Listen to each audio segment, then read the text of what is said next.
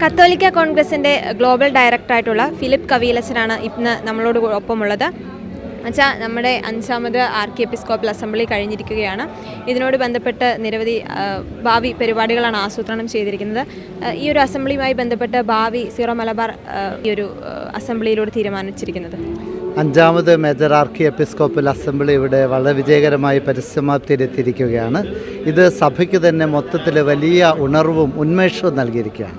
ഒരു കൂട്ടായ്മയുടെ, സ്നേഹത്തിൻ്റെ, ഒരുമയുടെ സന്ദേശമാണ് ഈ അസംബ്ലി തന്നിരിക്കുന്നത്. വളരെ പ്രത്യേകമായിട്ടും ഈ കത്തോലിക്ക കോൺഗ്രസിനെ വളർത്തുന്ന കാര്യം ഈ സമിതിയിൽ വളരെ പ്രത്യേകമായി എടുത്തു പറഞ്ഞു. ഒരു സമുദായ ശാക്തീകരണം എങ്ങനെ നേടിയെടുക്കാമെന്നത് വളരെ കൂലങ്കഷമായി കൃത്യമായി ചർച്ച ചെയ്യപ്പെട്ടു. അംഗങ്ങളെല്ലാവരും ഒരേ സ്വരത്തിൽ അഭിപ്രായപ്പെട്ടത് ഈ സമുദായ സംഘടനയെ വളർത്തിക്കൊണ്ടുവരണമെന്നുള്ളതാണ്. ഈ സമുദായത്തിൻ്റെ വളർച്ചയിലൂടെ ഈ സിറോ മലബാർ സഭയിലെ ഓരോ അംഗത്തിനും പരിരക്ഷയും സംരക്ഷണവും ലഭിക്കുന്ന വിധത്തിൽ ഈ സമുദായത്തെ ഒറ്റക്കെട്ടായി വളർത്തിയെടുക്കണം. അതിൻ്റെ വിവിധ മേഖലകളിൽ ശ്രദ്ധ പതിപ്പിച്ച് സാമൂഹികവും സാമ്പത്തികവും ഏറ്റവും പ്രധാനമായിട്ട് വിശ്വാസത്തിൻ്റെ മേഖലകളെ എങ്ങനെ ഒരുമിപ്പിച്ച് കൊണ്ടുപോകാം, അഭിമന്യ പിതാക്കന്മാരോട് ചേർന്ന് സഭാ നേതൃത്വത്തോട് ചേർന്ന് സഭയെ ഒറ്റക്കെട്ടായി കൊണ്ടുപോകാനുള്ള വലിയ ഒരു ഊർജ്ജവും തീക്ഷ്ണതയും ഈ അസംബ്ലിയിൽ ഉണ്ടായി എന്നത് എടുത്തു പറയേണ്ട ഒരു കാര്യമാണ്. JB കോശി കമ്മീഷൻ നിർദ്ദേശിച്ച പല കാര്യങ്ങളും നടപ്പിലാക്കണമെന്നൊരാവശ്യം ഈ ഒരു അസംബ്ലിയുമായി ബന്ധപ്പെട്ട് ആവശ്യം ഉന്നയിക്കുകയുണ്ടായി. ഇതൊക്കെ എത്രത്തോളം പ്രാവർത്തികമാണ്? ഈ ഒരു ഭരണം എന്ന് പറയുന്നത് BJPയുടെ കയ്യിലാണ്. കേരളത്തിലാണെങ്കിലും നമ്മളൊരു ന്യൂനപക്ഷമാണ്. നമ്മുടെ വോട്ട് ബാങ്കിൽ വലിയൊരു പ്രാതിനിധ്യം നമ്മുടെ കത്തോലിക്കർക്ക് നൽകാൻ ഇപ്പോൾ സാധിക്കുന്നില്ല. ഇത് എത്രത്തോളം ഇത് പ്രാവർത്തികമാകാൻ സാധിക്കും? നമ്മൾ ക്രിസ്ത്യാനികൾ ന്യൂനപക്ഷമാണെന്ന് പറയുമ്പോഴും ക്രിസ്ത്യാനികൾ വളരെ സുസംഘടിതരും സുശക്തരുമാണ്. ഈ സമൂഹത്തിൽ വളരെ നിർണായകമായ സ്വാധീനം ചെലുത്തുവാൻ സാധിക്കുന്ന ഒരു സമൂഹവുമാണ് ക്രിസ്തീയ സമൂഹം, വളരെ പ്രത്യേകിച്ച് സിറോ മലബാർ സഭ. ഈ സഭയുടെ അഭിമന്യ പിതാക്കന്മാരുടെ നേതൃത്വത്തിൽ സമുദായാംഗങ്ങൾ ഒരുമിച്ച് നിന്നു കഴിഞ്ഞാൽ ഇവിടെ നമുക്ക് നേടിയെടുക്കാൻ പറ്റാത്തതായി ഒന്നുമില്ല എന്നാണ് എൻ്റെ അഭിപ്രായം. അതുപോലെ തന്നെ JB കോശി കമ്മീഷൻ റിപ്പോർട്ട് പുറത്തുവിടണമെന്ന് സമുദായത്തിൻ്റെ ആചാര്യനായ ഈ സഭയുടെ തലവനും പിതാവുമായ അഭിമന്യ റാഫേൽ തട്ടിൽ പിതാവ് അസന്നിഗ്ധമായി ജനപ്രതിനിധികളുടെ സാന്നിധ്യത്തിൽ ഗവൺമെൻറ്റിനോട് ആവശ്യപ്പെട്ടു കഴിഞ്ഞു. JB കോശി കമ്മീഷൻ റിപ്പോർട്ട് സ്ഥാപിച്ചതും അത് നടപ്പിലാക്കേണ്ടതും കേരള ഗവൺമെൻറ്റാണ്. അതുകൊണ്ട് മുഖ്യമന്ത്രിയുടെ ശ്രദ്ധയിൽ ഈ കാര്യം വളരെ സത്വരമായി പെടണമെന്നും ബഹുമാനപ്പെട്ട കേരള മുഖ്യമന്ത്രി ശ്രീ പിണറായി വിജയൻ ഈ കമ്മീഷൻ റിപ്പോർട്ട് പുറത്തുവിടുവാനുള്ള സത്വര നടപടികൾ സ്വീകരിക്കുവാനുള്ള നിർദ്ദേശം എത്രയും പെട്ടെന്ന് നൽകുമെന്നും ഞങ്ങൾ പ്രതീക്ഷിക്കുകയാണ്. സഭയുടെ പിതാവും തലവനുമായ മാർ റാഫേൽ തട്ടിൽ പിതാവ് പറഞ്ഞ ആ സന്ദേശം ഈ സഭയിലെ ഓരോ അംഗത്തിൻ്റെയും കൂടെ ആഗ്രഹവും പ്രതീക്ഷയുമാണ്. അത് സഫലീകരിക്കുമെന്ന് ഞങ്ങൾ പ്രതീക്ഷിക്കുന്നു. ക്രിസ്തീയ സമൂഹം, പ്രത്യേകിച്ച് മിഷണറിമാരൊക്കെ ആണെങ്കിലും കേരളത്തിലെ വിദ്യാഭ്യാസത്തിന് വളരെയധികം പ്രാധാന്യം കൊടുത്ത് അങ്ങനെ പല ചരിത്രങ്ങളും ചാവറ കുര്യാക്കോസ് ഏലിയാസ് അച്ഛൻ്റെ നേതൃത്വത്തിൽ പള്ളിയോടൊപ്പം പള്ളിക്കൂടം അങ്ങനെ നിരവധി കാര്യങ്ങൾ നടത്തിയിട്ടുണ്ട്. പക്ഷേ അതൊന്നും നമ്മുടെ ചരിത്ര പുസ്തകങ്ങളിലോ വിദ്യാഭ്യാസ സ്ഥാപനങ്ങളിലോ ഇപ്പോൾ പഠിപ്പിക്കുന്നില്ല. ഇതൊക്കെ മുന്നോട്ട് വരേണ്ട കാര്യങ്ങളല്ലേ? ഇതൊക്കെ നമ്മുടെ പുതുതലമുറയും പഠിപ്പിക്കേണ്ട കാര്യങ്ങളല്ലേ? ഈ കേരളീയ പൊതുസമൂഹത്തിന് വേണ്ടി ക്രിസ്തീയ സമുദായം ചെയ്ത നല്ല പ്രവർത്തികൾ നല്ല മനസ്സുള്ള ആളുകളൊന്നും മറക്കുകയില്ല. ചരിത്ര അവബോധമുള്ളവർക്കും അത് തമസ്കരിക്കാൻ സാധിക്കുകയില്ല. പക്ഷേ ഈ കഴിഞ്ഞ കാലഘട്ടങ്ങളിൽ വളരെ കൃത്യമായി ചില സ്ഥാപിത താല്പര്യക്കാരുടെ, ചില നിക്ഷിപ്ത താല്പര്യക്കാരുടെ താല്പര്യപ്രകാരം ഈ ക്രൈസ്തവരുടെ ചരിത്രപരമായ സംഭാവനകളെ തമസ്കരിക്കുന്നതായിട്ട് നാം കണ്ടുവരുന്നുണ്ട്. അതിനെതിരെ സമുദായം ബോധവാന്മാരാണെന്നാണ് എനിക്ക് ആദ്യമേ പറയാനുള്ളത്. ഈ സമുദായം ഈ പൊതുസമൂഹത്തിന് വേണ്ടി ചെയ്ത നല്ല പ്രവൃത്തികളെ അക്കമിട്ട് കൃത്യം പഠിപ്പിക്കുകയും ചരിത്ര പുസ്തകങ്ങളിൽ ഇടം തേടുകയും ചെയ്യുക തന്നെ ചെയ്യണം. അതിനുവേണ്ട എല്ലാ സഹകരണവും ഗവൺമെൻറ്റിനോട് ഞങ്ങൾ വാഗ്ദാനം ചെയ്യുകയാണ്. ഈ സമുദായം അതിനെക്കുറിച്ച് ഉണർവുള്ളവരായിരിക്കും. വളരെ അലേർട്ടായി നിന്നുകൊണ്ട് ഈ സമുദായത്തെ ഒരിക്കലും പുറന്തള്ളാൻ സാധിക്കാത്ത വിധത്തിൽ ഈ ചരിത്രപരമായ കാര്യങ്ങളിലും കൂടുതൽ ഇടപെടാൻ ഞങ്ങൾ തീരുമാനിച്ചിട്ടുണ്ട്. വിദ്യാഭ്യാസത്തിനും ജോലിക്കും വേണ്ടി പല രാജ്യങ്ങളിലോട്ടും പോയിക്കൊണ്ടിരുന്ന നമ്മുടെ യുവാക്കൾ, ക്രിസ്ത്യൻ യുവതിയുവാക്കൾ ഇപ്പോൾ അങ്ങോട്ട് കുടിയേറുന്ന ഒരു കാഴ്ചയാണ് കണ്ടുകൊണ്ടിരിക്കുന്നത്. അപ്പം നമ്മുടെ കേരളത്തിലെ ക്രൈസ്തവ സമൂഹത്തിൻ്റെ എണ്ണം ഗണ്യമായി കുറഞ്ഞുകൊണ്ടിരിക്കുകയാണ്. ഈ യുവാക്കളോട് എന്താണ് പറയാനുള്ളത്? യുവാക്കളോട് പറയുന്നത്, പുറത്തേക്ക് കുടിയേറുന്നതിന് ഈ സഭ എതിരല്ല. കുടിയേറുന്നതിൽ തെറ്റില്ല, തിരിച്ചു വരണം. അതുപോലെ ഇനി അവർക്ക് അവിടെയാണ് നല്ല സാഹചര്യമുള്ള അവിടെ നിൽക്കുന്നതിൽ തെറ്റില്ല. പക്ഷേ അടിസ്ഥാനപരമായിട്ട് വേണ്ടത് കേരളത്തിലെ ഈ സമുദായം നിന്നു പോകരുത്. അതുകൊണ്ട് ജനസംഖ്യാ ശോഷണത്തെക്കുറിച്ച് ഈ സമുദായത്തിലെ അംഗങ്ങളെ പ്രത്യേകിച്ച് കുടുംബത്തിൻ്റെ പശ്ചാത്തലത്തിൽ അവബോധം നൽകുവാൻ ഈ അസംബ്ലി തീരുമാനിച്ചിട്ടുണ്ട്. ക്രൈസ്തവ സമുദായം സൂക്ഷിച്ചു പോകാതിരിക്കുവാനുള്ള കാര്യക്ഷമമായ നടപടികൾ ഈ സമുദായത്തിൻ്റെ ഭാഗത്തു നിന്ന് ആദ്യമേ തന്നെ ഉണ്ടാകും. അതുപോലെ തന്നെ ഗവൺമെൻറ്റും ഈ കാര്യത്തിൽ ഞങ്ങളെ സഹായിക്കേണ്ടതുണ്ട്. ഉദാഹരണത്തിന് ഇവിടെ അന്യം നിന്ന് പോകുന്ന ഒരു സമൂഹമാണ് പാഴ്സി സമൂഹം. അവരുടെ നന്മയ്ക്ക് വേണ്ടി കേന്ദ്ര ഗവൺമെൻറ്റുകൾ ജിയോ പാഴ്സി പദ്ധതികൾ അവതരിപ്പിച്ചിട്ടുണ്ട്. അതേ മാതൃകയിൽ സിറോ മലബാർ സമുദായത്തിനും കേന്ദ്ര ഗവൺമെൻറ് മുൻകൈ എടുത്ത് നവമായ പദ്ധതികൾ പ്രാബല്യത്തിൽ വരുത്തണമെന്ന് ഈ സമുദായം ഗവൺമെൻറ്റിനോട് അഭ്യർത്ഥിക്കുന്നു. കഴിഞ്ഞ ദിവസങ്ങളിലൊക്കെ ആണെങ്കിൽ നമ്മുടെ ശ്രദ്ധയിൽപ്പെട്ടതാണ് വഖഫ് നിയമവും അതുപോലെ സഭയിലേക്ക് പല അധിനിവേശ ശക്തികളും കടന്നു വരുന്നതായിട്ടുള്ള കാര്യങ്ങൾ. ഇതിനോട് എങ്ങനെയാണ് പ്രതികരിക്കുന്നത്? വഖഫ് നിയമങ്ങളുടെ കാര്യമൊക്കെ സാങ്കേതികമായ നൂലാമാലകളിലേക്ക് ഞാൻ കടന്നു പോകുന്നില്ല. പക്ഷേ കേന്ദ്ര ഗവൺമെൻറ് എടുക്കുന്ന നല്ല നടപടികൾക്ക് സമുദായം സപ്പോർട്ട് തന്നെയാണ്. അതിലെ ഗുണപരമായ കാര്യങ്ങൾ എന്തോ അത് നിലനിർത്തുകയും പൊതുസമൂഹത്തിനും മറ്റുള്ളവർക്കും ദോഷകരമായി സംഭവിക്കുന്ന കാര്യങ്ങൾ മാറ്റി നിർത്തുകയും ചെയ്യണം. കാലാനുസൃതമായ ഒരു നവീകരണം വഖഫ് നിയമങ്ങളിൽ ഉണ്ടാകുന്നതിനോട് ഞങ്ങൾക്ക് എതിർപ്പില്ല. സുവിശേഷവൽക്കരണം അതാണ് സഭയിലെ ഏറ്റവും പ്രധാനപ്പെട്ടത്. അത് സിറോ മലബാർ സഭ കാര്യക്ഷമമായി നടത്തുന്നുണ്ടെന്ന് മാർപ്പാപ്പയുടെ പ്രതിനിധി ആദ്യത്തെ ദിവസങ്ങളിൽ ഇവിടെ അറിയിക്കുകയുണ്ടായി.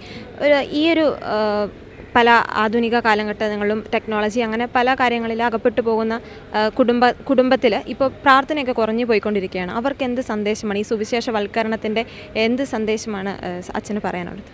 സഭ എന്ന് പറയുന്നത് അടിസ്ഥാനപരമായി ഒരു ആരാധനാ സമൂഹമാണ്. കാരണം ഈ സഭയുടെ നിലനിൽപ്പ് തന്നെ ദൈവവുമായിട്ടുള്ള ഇതിലെ സമുദായ അംഗങ്ങളുടെ ബന്ധത്തെ അടിസ്ഥാനപ്പെടുത്തിയാണ്. ഇതിന് വലിയ ഒരു ചരിത്രമുണ്ട്, നൂറ്റാണ്ടുകളുടെ ചരിത്രമുള്ള സഭയാണിത്. ഈ സഭയുടെ അടിസ്ഥാനം ദൈവവും മനുഷ്യനും തമ്മിലുള്ള ബന്ധമാണ്. ആ ബന്ധമാണ് സത്യത്തിൽ സുവിശേഷത്തിലൂടെ നമ്മൾ മറ്റുള്ളവരിലേക്ക് എത്തിക്കാൻ ശ്രമിക്കുന്നത്. ഈ ബന്ധം എന്ന് പറയുന്നത് അടിസ്ഥാനപരമായ സ്നേഹത്തിൻ്റെ ബന്ധമാണ്. മനുഷ്യൻ ദൈവത്തെ തൻ്റെ സൃഷ്ടാവായി അംഗീകരിക്കുകയും ദൈവത്തെ സ്നേഹിക്കുകയും ചെയ്യുന്നത് പോലെ തന്നെ ദൈവത്തിൻ്റെ സൃഷ്ടികളായ സഹോദര മനുഷ്യരെ മനുഷ്യൻ സ്നേഹിക്കണമെന്നുള്ളതാണ് ഇതിൻ്റെ കാതലായ തത്വം. അതാണ് സത്യത്തിൽ സുവിശേഷം. ഈശോ മിശിഹ ദൈവപുത്രനായി ഈ ലോകത്തിലേക്ക് അവതരിച്ചത് ഈ സ്നേഹത്തിൻ്റെ സന്ദേശവുമായിട്ടാണ്. ഈ സ്നേഹത്തിൻ്റെ സന്ദേശം കൊണ്ട് ലോകത്തെ മുഴുവൻ മാറ്റിമറിക്കുവാൻ സാധിക്കും, ലോകത്തെ നവീകരിക്കുവാൻ സാധിക്കും, ലോകത്തെ ദൈവത്തിങ്കിലേക്ക് ആനയിക്കുവാൻ സാധിക്കും. അതാണ് സുവിശേഷവൽക്കരണത്തിൻ്റെ കാതലായിട്ടുള്ള കാര്യം. അതുകൊണ്ട് ക്രൈസ്തവരായി നമ്മൾ വിശ്വസിക്കുന്ന ഈ തത്വങ്ങളെ ബലികഴിച്ച് നമുക്ക് യാതൊരു പ്രവർത്തനവുമില്ല. അപ്പോൾ സുവിശേഷവൽക്കരണം ഈ സഭയുടെ അടിസ്ഥാന പ്രമാണങ്ങളിലൊന്നാണ്. മറ്റൊരു വാക്കിൽ പറഞ്ഞാൽ ദൈവവുമായിട്ടുള്ള മനുഷ്യൻ്റെ ബന്ധത്തെ ഊട്ടിയുറപ്പിക്കുവാൻ സാധിക്കുന്ന പര്യാപ്തമായ എല്ലാ കാര്യങ്ങളും ഈ സഭ കാര്യക്ഷമമായി നടപ്പിൽ വരുത്തും. നമുക്കെല്ലാവർക്കും അറിയാവുന്നതുപോലെ സിറോ മലബാർ സഭയിൽ 5 വർഷത്തിലൊരിക്കലാണ് ഈ അസംബ്ലി കൂടുക. ഇത് 5ാമത്തെ മേജർ ആർക്കി എപ്പിസ്കോപ്പൽ അസംബ്ലിയാണ്. ഇനി ഇതിനെ തുടർന്ന് ഇവിടെ കിട്ടിയിട്ടുള്ള പ്രപ്പോസൽസ്, സജഷൻസ് എല്ലാം ക്രോഡീകരിച്ച് ഇതിൻ്റെ കമ്മിറ്റി സിനഡിന് സമർപ്പിക്കും. സിനഡിൽ അത് ചർച്ച ചെയ്ത് പ്രായോഗികമാക്കാനും പഠിക്കാനുമുള്ള വിഷയങ്ങൾ ഒരു ഡോക്യുമെൻ്റായിട്ട് പുറത്തിറക്കും. അത് major archbishop Syro Malabar സഭയിലുള്ള എല്ലാ അംഗങ്ങളുടെയും പഠനത്തിനും പ്രായോഗികമായിട്ടുള്ള കാര്യങ്ങൾക്ക് വേണ്ടി അത് പ്രഖ്യാപിക്കും. അതാണ് ഇതിൻ്റെ റിസൾട്ട് എന്ന് പറയുന്നത്. പിന്നീട് ആ പ്രഖ്യാപിച്ചതുമായി ബന്ധപ്പെട്ട് എല്ലാ വർഷവും അതിൻ്റെ ഇവാലുവേഷൻസ് രൂപതകളിൽ നിന്ന്, സന്യാസ സമൂഹങ്ങളിൽ നിന്ന് എന്തുമാത്രം കാര്യങ്ങൾ നമുക്ക് പ്രായോഗികമാക്കാൻ പറ്റി എന്നുള്ളതിനെക്കുറിച്ചും ഈ കമ്മിറ്റി പഠനം നടത്തിക്കൊണ്ടിരിക്കും.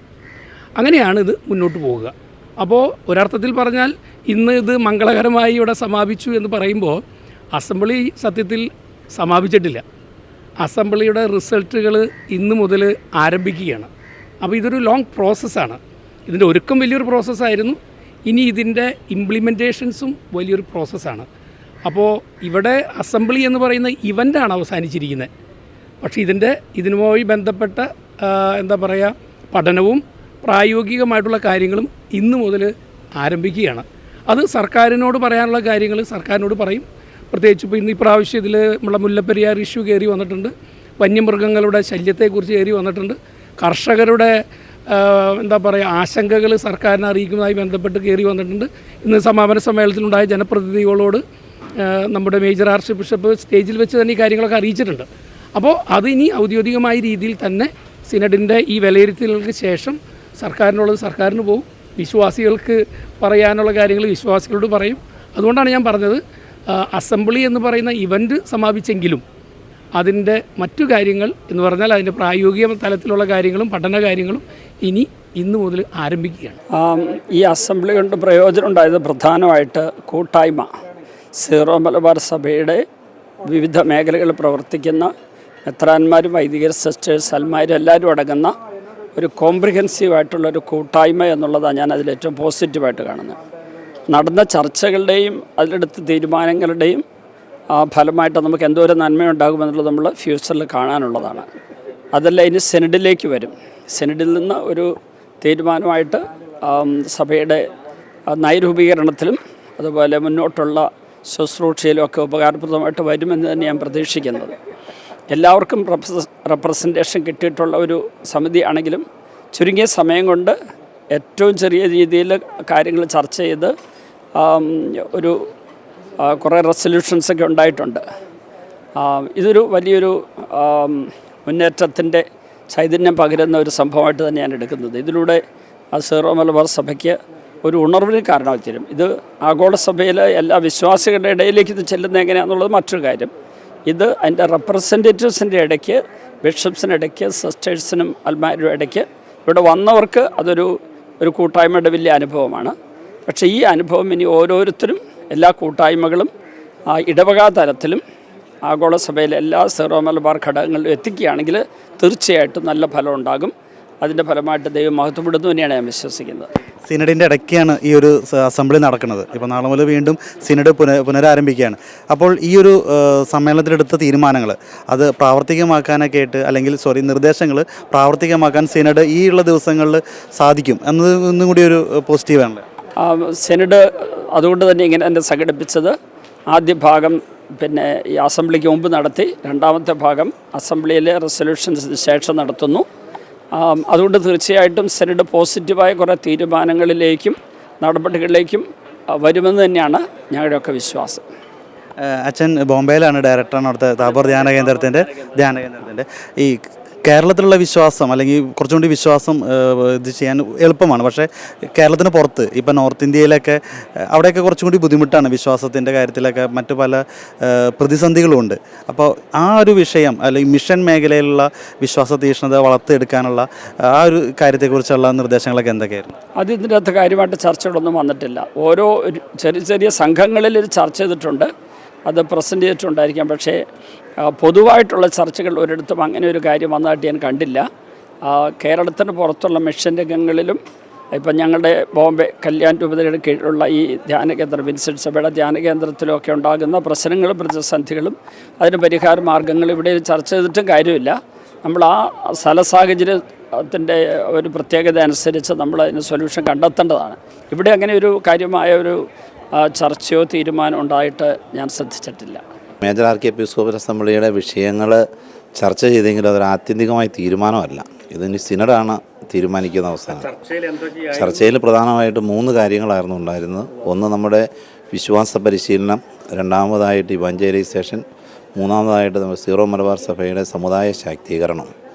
പുതിയ ഉൾക്കാഴ്ചകൾ 3-ാം സഹസ്രാബ്ദത്തിലേക്ക് പ്രവേശിച്ചിരിക്കുന്ന നമ്മളെ സംബന്ധിച്ചിടത്തോളം വിശ്വാസ പരിശീലനത്തിലൂടെ നമ്മുടെ കുഞ്ഞുങ്ങളെ സഭയോട്, പ്രത്യേകിച്ച് സീറോ മലബാർ സഭയുടെ തനതായ വ്യക്തിത്വത്തോട് യോജിച്ച് നിർത്താനുള്ള പരിശ്രമമാണ് ഒത്തിരി നിർദ്ദേശങ്ങൾ വന്നത്.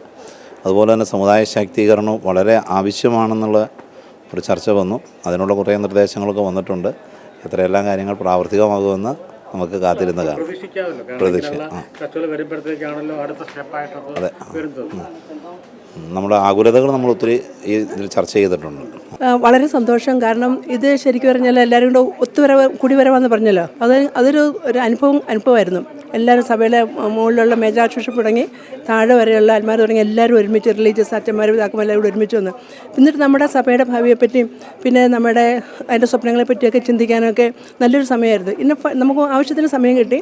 പിന്നെ നമ്മുടെ കാര്യങ്ങളൊക്കെ പറയാനുള്ള അവസരങ്ങളുണ്ടായിരുന്നു. പിന്നെ എല്ലാ തരത്തിലും പിന്നെ ഇവിടെ നടന്ന എല്ലാ കാര്യങ്ങളും വളരെ അപ്പീലിംഗ് ആയിരുന്നു, സന്തോഷമായിരുന്നു.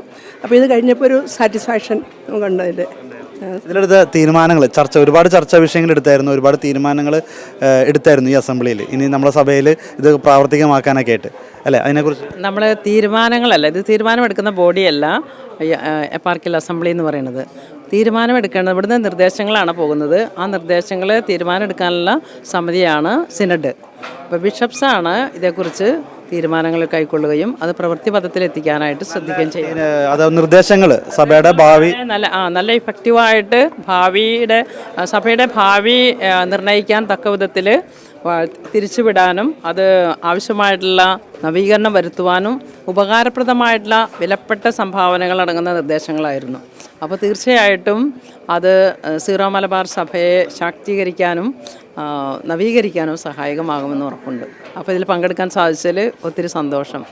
സംഘാടകർക്ക് എല്ലാവർക്കും പ്രത്യേക അഭിനന്ദനങ്ങളും. ഒരുപാട് പ്രതിസന്ധിയിലൂടെയൊക്കെ കടന്നു പോകുന്നൊരു കാലഘട്ടമായിരുന്നു സീറോ മലബാർ സഭയെ സംബന്ധിച്ചിടത്തോളം. ആ സമയത്താണ് ഇങ്ങനെ ഒരു പ്രാതിനിധ്യ സ്വഭാവത്തോടെയുള്ള ഒരു അസംബ്ലി 5 വർഷത്തിന് ശേഷം നമ്മൾ കൂടുന്നത്. എന്ത് പറയുന്നു? അതുകൊണ്ട് 5 വർഷത്തിന് ശേഷം നമ്മൾ ഇപ്പോൾ 8 വർഷമായി 8 വർഷത്തിന് വർഷമായി. എന്നാലും സഭ മുഴുവൻ ഒന്നിച്ചിരിക്കുന്ന ഒരു അനുഭവമായിരുന്നു. സഭ മുഴുവൻ ഇവിടെ ഒന്നിച്ച് വളരെ ശാന്തമായി പോയി എല്ലാ കാര്യങ്ങളും എല്ലാ രംഗങ്ങളും നമുക്ക് ഈ അസംബ്ലിയിൽ ചർച്ച ചെയ്യാനും ജനങ്ങളുടെ വലിയൊരു പ്രത്യേകിച്ചും ആത്മായ സഹോദരങ്ങൾ അവയെല്ലാം ഓരോന്നോരോന്നായി സൂചിപ്പിക്കുന്നുണ്ടായിരുന്നു. അവയെല്ലാം ഈ അസംബ്ലിയിലേക്ക് കൊണ്ടുവന്നിട്ടുണ്ട്, ജനങ്ങളുടെ പ്രശ്നങ്ങളും പ്രതിസന്ധികളും ഒക്കെ. അപ്പോൾ ഇനി സിനഡ് അതിന് തക്ക ഒരു പരിഹാരം കാണുമെന്നാണ് പ്രതീക്ഷിക്കുന്നത്. അതിന് പരിഹാരം നമുക്ക് ഇനിയും ഒന്നിച്ച് മുന്നോട്ട് പോകാനും കാലക്രമേണ ഈ പ്രശ്നങ്ങൾക്കെല്ലാം പരിഹാരം കണ്ടെത്തുവാനും നമുക്ക് സാധിക്കുമെന്നുള്ളൊരു വലിയ പ്രതീക്ഷയാണ് എനിക്കിത് നൽകുന്നത്. സിനഡ് ഇത് വളരെ ഈ എപ്പാർക്കിൽ അസംബ്ലി വളരെ മനോഹരമായിരുന്നു. കർത്താവിൻ്റെ കൃപയാൽ എല്ലാം നന്നായി പോകാൻ സാധിച്ചു.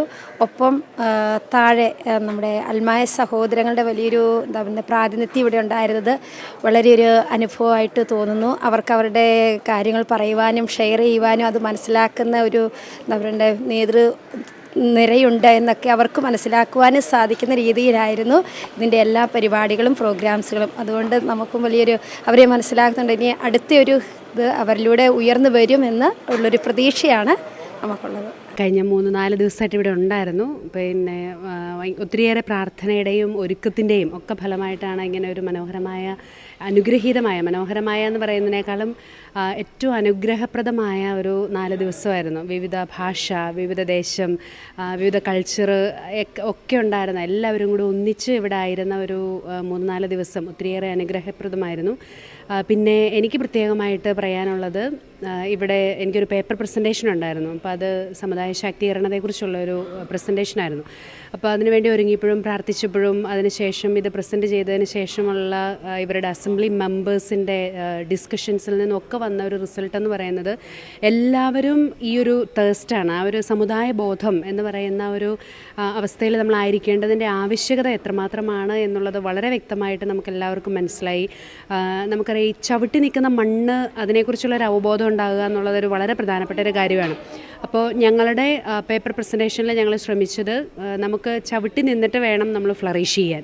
അപ്പോൾ ചവിട്ടി നിൽക്കുന്ന മണ്ണിനെക്കുറിച്ച് വളരെ കൃത്യമായ ഒരു അവബോധം, സീറോ മലബാർ സഭ എന്ന് പറയുന്ന ഒത്തിരിയേറെ പാരമ്പര്യങ്ങളും നല്ല ഒരു ആധ്യാത്മിക അടിത്തറയും ട്രഡീഷൻസും ഒക്കെയുള്ള ഒരു ഉറപ്പുള്ള മണ്ണിന്മേലാണ് നമ്മളെല്ലാവരും ചവിട്ടി നിൽക്കുന്നത് എന്നുള്ളൊരു വലിയ അവബോധത്തിലേക്ക് അസംബ്ലി മെമ്പേഴ്സിനെ നയിക്കാനായിട്ട് നമ്മളുടെ ഈ ഒരു പേപ്പർ പ്രസൻറ്റേഷൻ കൊണ്ട് സാധിച്ചു. അപ്പോൾ അതുകൊണ്ട് തന്നെ ഈ ഒരു ഇപ്പം നിങ്ങളിവിടെ ശ്രദ്ധിച്ചു കാണും, വിശുദ്ധ കുർബാനയുടെ സമയത്തൊക്കെ ഒരുപാട് ഭാഷകളും പിന്നെ പല ഭാഷകളിൽ ഇവിടെ ബൈബിൾ വായന നടന്നു. പിന്നെ പ്രസംഗങ്ങൾ, ഇന്നലെ വിശുദ്ധ കുർബാന ഹിന്ദിയിലായിരുന്നു. ഏതൊക്കെ ഭാഷ, നാട്, പിന്നെ എന്താണ് വസ്ത്രം, ഭക്ഷണം, ഇതെല്ലാം നമ്മളെ മാറ്റി നിർത്തിയാലും ഈ ഒരു സീറോ മലബാർ സഭയുടെ പാരമ്പര്യം, നമ്മളെല്ലാം മാർത്തോമാ ശ്ലീഹയുടെ മക്കൾ എന്നുള്ളൊരു വലിയ യൂണിറ്റി, അത് നമ്മളെ ഒന്നിപ്പിക്കാനുള്ളൊരു വലിയ സാധ്യത, അതിലേക്ക് എല്ലാവർക്കും വളരെ നന്നായിട്ട് വരാനായിട്ട് സാധിച്ചതിൻ്റെ ഒരു സന്തോഷമുണ്ട്. പിന്നെ ഒരുപാട് പേരെ പരിചയപ്പെടാനും പിന്നെ വിവിധ നമ്മളെ പല ഭൂഖണ്ഡങ്ങളിൽ നിന്നുള്ള ആൾക്കാർ ഇവിടെ എത്തി, അവരെല്ലാവരും സ്നേഹത്തിൽ ഒന്നായി നിന്നു എന്നുള്ളൊരു, പിന്നെ പലതരത്തിലുള്ള ആശങ്കകളും പലതരത്തിലുള്ള അസ്വസ്ഥതകളുടെയും എല്ലാം അതിനൊക്കെ ഒരു ഉത്തരം ഈ ഒരു ആഫ്റ്റർ അസംബ്ലി സിനഡ് തുടരുവാണ്. അപ്പോൾ ഈ സിനഡിൽ ഉണ്ടാകുമെന്ന് നമുക്ക് പ്രതീക്ഷിക്കാം. പരിശുദ്ധാത്മാവിൻ്റെ വലിയ ഒരു ഇടപെടൽ ഇവിടെ ഉണ്ടായിട്ടുണ്ട് എന്നുള്ള തുറന്ന ചർച്ചയായിരുന്നു. അഭിപ്രായ പ്രകടനങ്ങൾ തുറന്ന് നടത്താനായിട്ട് പറ്റി. അഭിപ്രായ ഭിന്നതകളും ഇവിടെ നമുക്ക് പറയാനായിട്ട് പറ്റി. എന്നാൽ ഈ ഭിന്നതകളും അഭിപ്രായവും എല്ലാം കൂടെ ഒന്നിപ്പിച്ച് ഒരു ഏകോദര സഹോദരങ്ങളെപ്പോലെ പരിശുദ്ധാത്മാവിൻ്റെ സ്നേഹത്തിൽ ഒന്നിക്കുന്ന ഒരു നല്ലൊരു അനുഭവം ഇവിടെ ഉണ്ടായി. അതിൻ്റെ ഒരു വലിയൊരു സന്തോഷമുണ്ട്. ഇന്നത് തീരുമ്പോൾ ദൈവത്തിന് ഒത്തിരി നന്ദി പറയുന്നു. ഇതിൻ്റെ ഒരു ഭാഗം, ചരിത്രത്തിൻ്റെ ഭാഗമാകാനായിട്ട് സാധിച്ചു എന്നുള്ളതൊരു വലിയൊരു അഭിമാനമാണ്, സന്തോഷമാണ്. Thank you. പ്രധാനമായിട്ടും ഈ അസംബ്ലിയിൽ പൊതുവെ പിതാക്കന്മാരും ഓരോ രൂപതയിൽ നിന്നുള്ള പ്രതിനിധികളായിട്ടുള്ള അച്ഛന്മാരാണ് പങ്കെടുത്തത്. അപ്പോൾ എനിക്ക് ആദ്യമേ തോന്നിയത് ഈശോയ്ക്ക് ഏറ്റവും ഇഷ്ടപ്പെട്ട യോഹന്നാനെ മാറ്റി നിർത്തിയിട്ട് പത്രോസിനെയാണ് സഭയുടെ തലവനാക്കിയത്. എന്ന് പറഞ്ഞാൽ ലീഡർഷിപ്പിലേക്ക് വന്നിരിക്കുന്നവരെക്കാൾ കൂടുതൽ ഈശോ സ്നേഹിക്കുന്നവരും ഈശോ സ്നേഹിക്കുന്നവരും മാറ്റി നിർത്തിയിട്ടുണ്ട്. അപ്പോൾ സഭയിൽ അങ്ങനൊരു ഭാഗം കൂടിയുണ്ട്. കുറേ പേര് പ്രാർത്ഥന കൊണ്ടും ജീവിതം കൊണ്ടും ഈ ശുശ്രൂഷയിൽ നമ്മുടെ കൂടെ ഉണ്ടെന്നുള്ള ആദ്യത്തൊരു ചിന്ത. രണ്ടാമത്തേത്, ഇപ്പോഴത്തെ ഒരു ആധുനിക കാലഘട്ടത്തിൽ വിശ്വാസ മുന്നോട്ട് കൈമാറുന്നതിൽ സഭ കുറേ മീഡിയയിൽ വർക്ക് ചെയ്യണമെന്ന് ഞാൻ പറഞ്ഞു. പ്രത്യേകിച്ച് ഇപ്പോൾ ചോസൻ പോലുള്ള വെബ് സീരീസൊക്കെയാണ് കുട്ടികൾ കാണുന്നത്. പുസ്തകമൊക്കെ കുറച്ച് കഴിയുമ്പോൾ അതൊക്കെ മാറും. ഇപ്പോൾ റീൽസിൻ്റെ കാലമാണ്. അപ്പോൾ പാഷൻ ഓഫ് ക്രൈസ്റ്റ് എന്ന് പറഞ്ഞ സിനിമ വൺ ടൈം ഇൻവെസ്റ്റ്മെൻ്റ് ആണ്. പക്ഷേ ആ സിനിമ എല്ലാവരും കണ്ടുകൊണ്ടിരിക്കുക.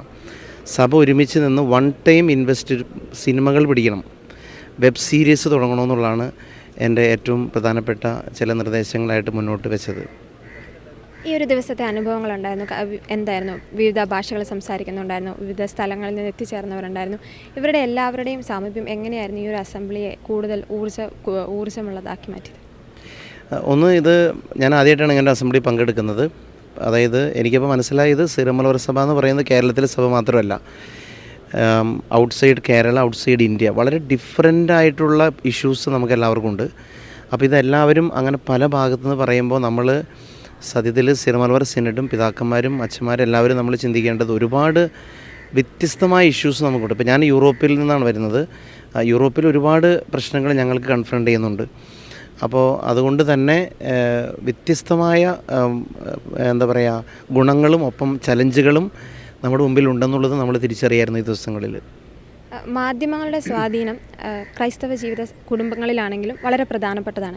ഇനി ഒരു വരുന്ന കാലഘട്ടത്തിലാണെങ്കിലും ആർട്ടിഫിഷ്യൽ ഇൻ്റലിജൻസിൻ്റെ കാലത്തിലാണെങ്കിലും ഇത് ഒരിക്കലും സഭയ്ക്ക് മാറ്റി നിർത്തി മുന്നോട്ട് പോകാൻ സാധിക്കത്തില്ല. എന്തൊക്കെ പുതിയ തീരുമാനങ്ങളാണ് ഈ ഒരു മേഖലയിൽ സഭ കൈക്കൊണ്ടിരിക്കുന്നത്?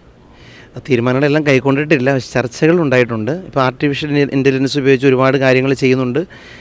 പക്ഷെ നമ്മളിപ്പോൾ എയോട് ചോദിച്ചാൽ പോലും നന്നായിട്ട് ചോദിച്ചില്ലെങ്കിൽ ഉത്തരം റോങ് ആയിരിക്കും. അപ്പോൾ നമ്മൾ ആ മാറ്റാനുള്ള കണ്ടൻറ്റ് നമ്മൾ ഇതിനകത്ത് ഉണ്ടെങ്കിൽ മാത്രമല്ല നമ്മൾ സെർച്ച് ചെയ്യാൻ വരുള്ളൂ.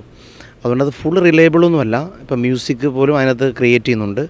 പക്ഷെ നമ്മൾ എഐനെ വെട്ടിക്കുന്നത് പോലത്തെ നമ്മുടെ കയ്യിൽ അത്രയും ഇൻപുട്ട് നമ്മൾ ഇത് ചെയ്യണം. പക്ഷേ നമ്മളതിനെ ഉപയോഗിക്കുകയും വേണം. പക്ഷെ അതുപോലെ തന്നെ മീഡിയ, തീർച്ചയായിട്ടും മീഡിയ ഇല്ലാതെ ഇനി മുന്നോട്ട് നമുക്ക് പോകാൻ പറ്റത്തില്ല. ഒപ്പം നമ്മളിപ്പോൾ പലപ്പോഴും സഭയുടെ ഭാഗത്ത് നിന്ന് ചിലപ്പോൾ പലതിനും നമ്മൾ ക്രിറ്റിക്കലായിട്ട് കാണാറുണ്ട് സിനിമകളെയൊക്കെ. പക്ഷേ പോസിറ്റീവായ സിനിമകളെ പറ്റി നമ്മൾ പറയാൻ വേണം.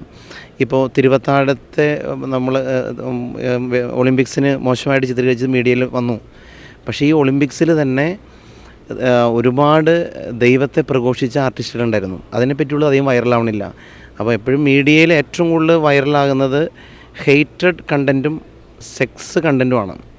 അപ്പോൾ ഒരുപക്ഷെ അതുകൊണ്ട് നെഗറ്റീവ്സ് ആരാണ് കൂടുതൽ സ്പ്രെഡ് ചെയ്യുന്നത്. അതുകൊണ്ട് പക്ഷേ നമ്മൾ പോസിറ്റീവ് കാര്യങ്ങൾ കൂടി ഇതിനുള്ളിൽ സ്പ്രെഡ് ചെയ്യണം. ഈ ഒരു കാലഘട്ടത്തിൽ മലയാളി ക്രിസ്ത്യൻ സമൂഹത്തെ സംബന്ധിച്ചിടത്തോളം ഒരു പ്രധാനപ്പെട്ട വിഷയമാണ് നമ്മുടെ യൂത്ത് വിവിധ രാജ്യങ്ങളിലേക്ക് കുടിയേറുന്നു. യൂറോപ്പ് പോലുള്ള രാജ്യങ്ങളിലേക്ക് കുടിയേറുകയാണ്. അത് ജോലിക്ക് വേണ്ടിയോ വിദ്യാഭ്യാസത്തിന് വേണ്ടിയോ മാത്രമല്ല, പൂർണ്ണമായും അവരങ്ങോട്ട് കുടിയേറുകയാണ്. ഇവിടെ ജനസംഖ്യ കുറയുന്നു. നമ്മുടെ കാര്യങ്ങൾക്ക് വേണ്ടി സംസാരിക്കുവാൻ ഇവിടെ ആരുമില്ല. കാരണം കൂടുതലും ഓൾഡ് ഏജ് ഹോമുകളാണ് ഇപ്പോൾ കൂടുതൽ വന്നുകൊണ്ടിരിക്കുന്നത്. ഈ ഒരു അവസരത്തിൽ യുവാക്കളോട് അച്ഛൻ എന്താണ് പറയാനുള്ളത്? എനിക്ക് തോന്നുന്നു നമ്മുടെ മൈഗ്രേഷൻ നമുക്ക് തടയാൻ പറ്റത്തില്ല. കാരണം ഇവിടെ നാട്ടിൽ ജീവിക്കുക അത്ര ഈസി അല്ലാന്ന് തോന്നുന്നു. ഇപ്പോൾ ഭയങ്കര നാട്ടിൽ എല്ലാം കൊണ്ടും വളരെ ബുദ്ധിമുട്ടാണ്. പിന്നെ ജോലി സാധ്യതകളുടെ പ്രശ്നങ്ങളുണ്ട്. അതാണ് ഒരു പ്രധാനപ്പെട്ട കാര്യം. രണ്ടാമത്തെ, നമുക്ക് പൈസയോടുള്ള കൂടുതലായ താല്പര്യം കാണുമായിരിക്കും. പക്ഷേ ഇത്രയേ ഉള്ളൂ, നമ്മൾ ഇവിടെ നിന്ന് ഇറങ്ങിത്തിരിക്കുന്ന എല്ലാവരും, ഞാനിപ്പോൾ യൂറോപ്പ് മൊത്തം 22 രാജ്യങ്ങളിലെ യൂത്ത് ഡയറക്ടറാണ്. അപ്പോൾ എനിക്ക് എല്ലാ സ്ഥലത്തും അറിയാം. ഇവിടെ നിന്ന് ഇറങ്ങി പോകുമ്പോൾ അത് സേഫാണോ എന്ന് ചിന്തിക്കണം. 18 വയസ്സ് വളരെ ചെറിയ പ്രായത്തിൽ പോകുന്ന പിള്ളേർക്കൊന്നും ഇങ്ങനത്തെ ഒരു കൾച്ചറും ഇഷ്യൂവും ഹാൻഡിൽ ചെയ്യാനുള്ള പക്വത കുറവാണ്. അപ്പോൾ ആ പക്വതയുള്ളവരെ അപ്പന്മാരും അമ്മമാരും വിടുക. 2, ഏജൻസികൾ ഒരുപാട് പേര് ചീറ്റ് ചെയ്യുന്നുണ്ട്. കുറേ ഫേക്കായിട്ടുള്ള ഏജൻസികളുണ്ട്, അത് ഉറപ്പാക്കുക. ഈവൻ ഇൻസ്റ്റഗ്രാമിലൊക്കെ SMIM എന്ന് സെർച്ച് ചെയ്താൽ എല്ലാ സ്ഥലത്തും SMI യൂണിറ്റുകളുണ്ട്. സീറോ മലബാർ യൂത്ത് മൂവ്മെൻ്റ് ഉണ്ട്. അപ്പോൾ നിങ്ങൾക്ക് എന്തെങ്കിലും സംശയമുണ്ടെങ്കിൽ അവിടെ ചോദിച്ചാൽ, ഇപ്പോൾ ജർമ്മനിക്ക് വരും. SMI ജർമ്മനി ലോക്കൽ പോലും ബെർലിൻ, കൊളോൺ അങ്ങനെയുണ്ട്. ഇപ്പോൾ സ്വിറ്റ്സർലൻഡ്, ഇറ്റലി, മാൾട്ട. അപ്പോൾ നമ്മളൊന്ന് അന്വേഷിച്ചിട്ട് വരിക. ഇത്രയും നമുക്ക് നെറ്റ്വർക്ക് ഉണ്ടായിട്ട് നമ്മൾ പല കാര്യം അന്വേഷിക്കുന്നില്ല. കുറേ പേര് ചീറ്റ് ചെയ്യപ്പെടുന്നുണ്ട്. പക്ഷേ ഒരു കാര്യം ഉറപ്പാണ്, നമ്മൾ അങ്ങോട്ട് കുടിയേറുമ്പോഴും നമ്മൾ യൂറോപ്പിനെ പതുക്കെ ഇവാഞ്ചലൈസ് ചെയ്യും. കാരണം ഇപ്പോൾ ജർമ്മനിയിൽ 77,000 മലയാളികളുണ്ട്. വരുന്നൊരു 15 വർഷത്തിനുള്ളിൽ ജർമ്മനിയിൽ ഒരു 15 കിലോമീറ്ററിനുള്ളിൽ ഒരു പള്ളി നിറയെ മലയാളിയായിരിക്കും. ഈ മലയാളിയുടെ ഫെയ്ത്ത് കണ്ട് ജർമ്മൻ സഭ നവീകരിക്കപ്പെടുമെന്ന് ഞാൻ വിശ്വസിക്കുന്നുണ്ട്. ഇപ്പോൾ ഓസ്ട്രേലിയയിൽ കാറ്റഗീസം ഇല്ല. നമ്മുടെ പള്ളിയിലൊന്നാണ് ഒരു കാറ്റഗീസം പഠിക്കുന്നത്. അവർ നമ്മളുടെ കാറ്റഗീസം കണ്ട് അവർ കാറ്റഗീസം തുടങ്ങാൻ പോവാം എന്ന് പറഞ്ഞ പോലെ ജർമ്മൻ സഭയ്ക്ക് ഇപ്പോൾ ഒരു ചെറിയ തളർച്ചയുള്ള സമയമാണ്. പക്ഷെ നമ്മുടെ മലയാളികൾ എന്ന് ജർമ്മൻ സഭയെ ഇതിങ്ങനെ പൊക്കി ഉണർത്തും. അതുകൊണ്ട് വരുന്നവർ വരട്ടെ, സേഫായിരിക്കട്ടെ, അന്വേഷിച്ചിട്ട് വരട്ടെ, കെണികളിൽ പെടാതിരിക്കട്ടെ, പക്വതയുള്ള മക്കളെ മാത്രം പറഞ്ഞു വിടാൻ ശ്രദ്ധിക്കട്ടെ. അച്ഛന് ഒരു മ്യൂസിക്കിനോട് വളരെ ഡയറക്ടറാണ്. അപ്പോൾ ഏറ്റവും ഇഷ്ടപ്പെട്ട പാട്ട് ഏതാണ്? എൻ്റെ പാട്ടുകളിലാണോ? ഞാൻ 100-300 പാട്ട് ചെയ്തിട്ടുണ്ട്. ഈ സാധാരണ ക്ലീഷേ ഡയലോഗ് പറയുമല്ലോ, മ്യൂസിക് ഡയറക്ടേഴ്സ് പറയണ പോലെ എൻ്റെ എല്ലാ മക്കളെയും എനിക്കിഷ്ടമാണ്. പക്ഷേ എങ്കിലും ഇപ്പോൾ ഞാൻ പുറത്ത് ഒരു ചേട്ടൻ എന്നോട് പറഞ്ഞ സ്നേഹമേഖിയുടെ എന്നൊരു പാട്ടുണ്ട്. അത് ആൾ പാടുമ്പോൾ പൂർത്തിയാക്കാൻ പറ്റാതെ കരഞ്ഞു പോയിട്ടുണ്ടെന്ന് പറഞ്ഞിട്ടുണ്ട്. അമ്മേൻ്റെ അമ്മ, ഇവിടെ പലരും പറയും അമ്മേൻ്റെ അമ്മ പാട്ട് എല്ലാവർക്കും അറിയാം. ക്രൂശിതന് ഉദ്യതന്, എന്തൊരു അത്ഭുതമാ, മിഴി. എനിക്ക് ചെയ്ത എല്ലാ പാട്ടും ഫേവറേറ്റാണ്. അതുകൊണ്ട് ഒരെണ്ണം പറയാൻ ഭയങ്കര പാടാണ്. ഒരു 4 വരി ഞങ്ങളുടെ ഗുഡ്നസ് ടിവിയിലെ പ്രേക്ഷകർക്ക് വേണ്ടി തരാം. അതല്ലേ. അമ്മേ എൻ്റെ അമ്മേ, എൻ്റെ ഈശോയുടെ അമ്മേ, അമ്മേ എൻ്റെ അമ്മേ, എനിക്കീശോ തന്നൊരമ്മേ, ആവേ മരിയ കന്യാമാതാവേ, ആവേ മരിയ കന്യാമാതാവേ, അമ്മേ എൻ്റെ അമ്മേ, എൻ്റെ ഈശോയുടെ അമ്മേ, അമ്മേ എൻ്റെ അമ്മേ, എനിക്കീശോ തന്നൊരമ്മേ. പരിശുദ്ധ അമ്മയുടെ സാന്നിധ്യമാണ് നമ്മുടെ എല്ലാ കാര്യങ്ങളിലും ആവശ്യമായിട്ടുള്ളത്. ഞങ്ങളുടെ കൂടെ ഗുഡ്നസ് ടിവിയുടെ ഒപ്പം വന്ന അച്ഛന് സന്തോഷം. Thank you.